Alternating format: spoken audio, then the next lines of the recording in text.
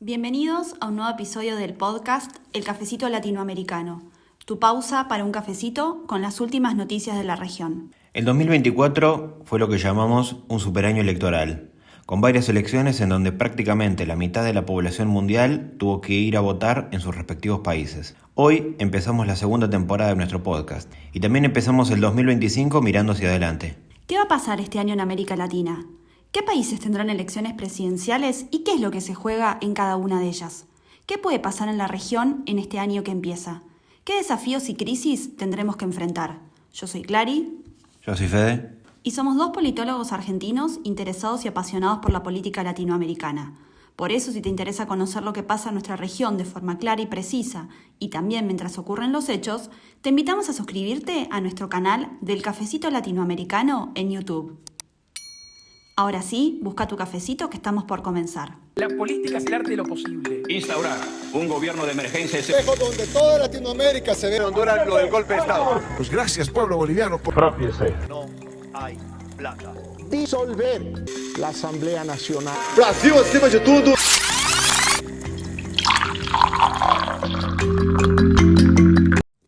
Entonces, Fede, ¿qué países van a tener elecciones presidenciales este año 2025? En América Latina este año habrá elecciones en Bolivia, Ecuador, Chile y Honduras.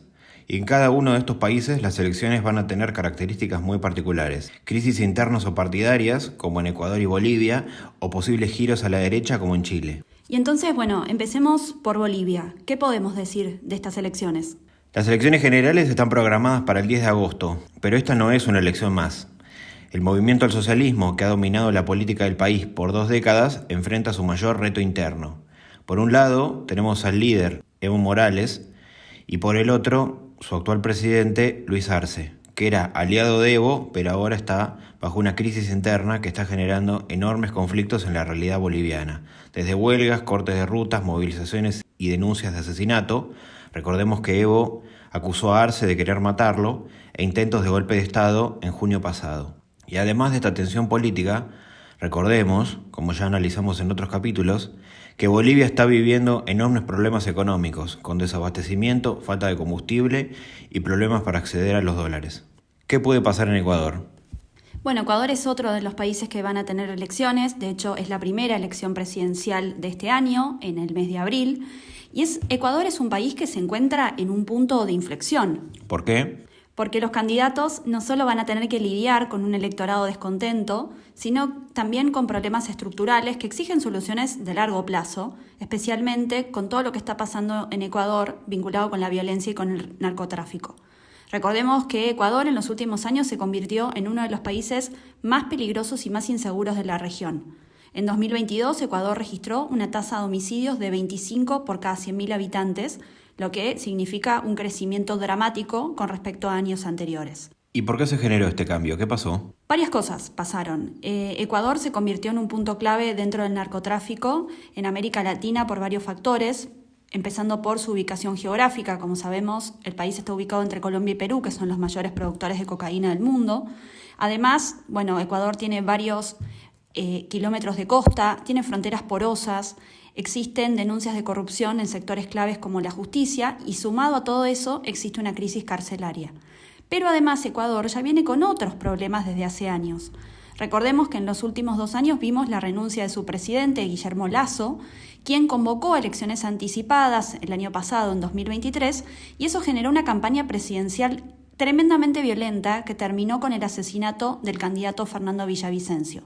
De esas elecciones resultó ganador quien ahora es el presidente, Daniel Noboa, y a su vez Noboa también tuvo varios problemas y varios desafíos, algunos vinculados con la seguridad, y sumado a eso tuvo un enorme problema interno con su vicepresidenta Verónica Abad.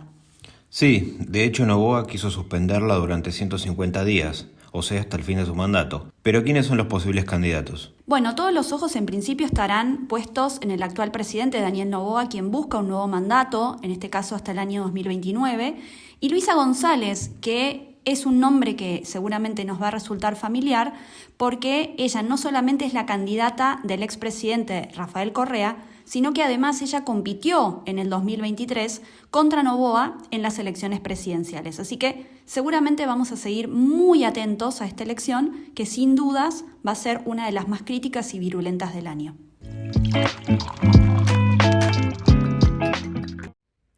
Y los otros países que tendrán elecciones son Chile y Honduras. ¿Qué puede pasar? ¿Qué análisis podemos hacer? Las elecciones presidenciales del 2025 en Chile se presentan como un escenario político clave, no solamente por el contexto interno del país, sino también por la relevancia en el panorama latinoamericano. Recordemos que Chile es un país que ha experimentado una profunda transformación política y social en los últimos años y las elecciones del 2025 se van a dar en un momento de bastante incertidumbre y bastante polarización. ¿Por qué? Si Chile era uno de los países más estables y pacíficos de la región. Porque en los últimos 5 años Chile atravesó una serie de procesos y demandas de cambio que han marcado su vida política. En los últimos años hemos visto el estallido social del 2019, que llevó a una convención constitucional que comenzó a escribir una nueva Carta Magna. Y aunque ese proyecto original fue rechazado en el 2022 y nuevamente en el 2023, el proceso de reforma constitucional sigue siendo una deuda y un tema central en la política chilena. Y en paralelo, para entender las elecciones de este año, tendremos también que comprender la presidencia de Gabriel Boric, que tiene mandato hasta el año 2026. ¿Por qué? Porque el presidente Boric, que es un líder de izquierda joven, llegó al poder con un discurso progresista, pero sobre todas las cosas con el mandato de avanzar hacia una mayor justicia social. Pero en el medio, durante su gobierno, se ha enfrentado a desafíos significativos como la inflación, la violencia, los temas migratorios y los problemas de gobernabilidad, especialmente con grandes problemas para aprobar leyes vinculadas con lo que fueron sus promesas de campaña.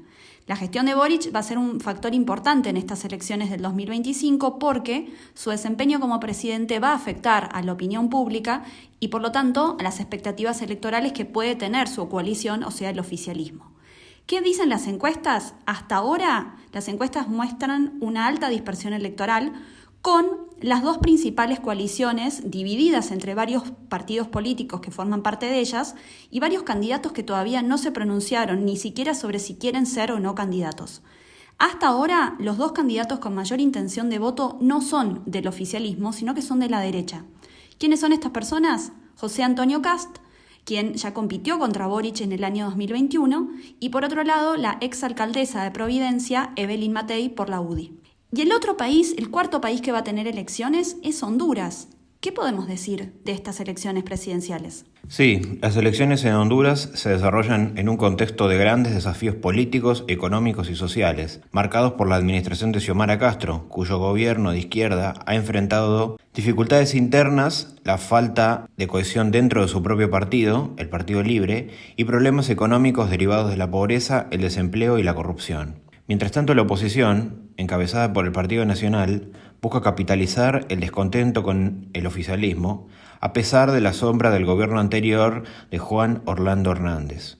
La inseguridad y el narcotráfico siguen siendo problemas graves que dominan la agenda electoral junto con la crisis económica y la corrupción. La competencia electoral se perfila entre un posible regreso de la derecha, una reelección dentro del oficialismo o incluso sorpresas de nuevos actores políticos.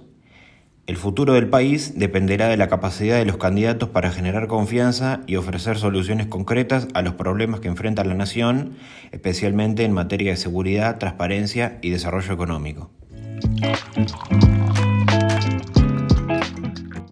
Y por último tenemos uno de los grandes temas que va a dominar la agenda latinoamericana en 2025, la asunción presidencial que tiene que ocurrir el próximo 10 de enero en Venezuela. ¿Y cómo llegó Venezuela a este punto? Bueno, la próxima asunción presidencial en Venezuela, prevista para el 10 de enero de 2025, llega en un contexto, como sabemos, profundamente complejo y crítico para el país. En cualquier país diríamos que va a asumir quien ganó las elecciones presidenciales, pero en Venezuela esto no necesariamente va a ser así. Recordemos que el actual presidente Nicolás Maduro se autoproclamó presidente sin mostrar ninguna prueba. Estos resultados fueron fuertemente cuestionados por la oposición, protagonizada por el candidato Edmundo González Urrutia y por su aliada María Corina Machado. Ellos mostraron las actas que lo dan como ganador a Edmundo González, pero el Consejo Nacional Electoral, que es fuertemente chavista y aliado a Maduro, desconoció esas actas y avaló la supuesta victoria de Maduro.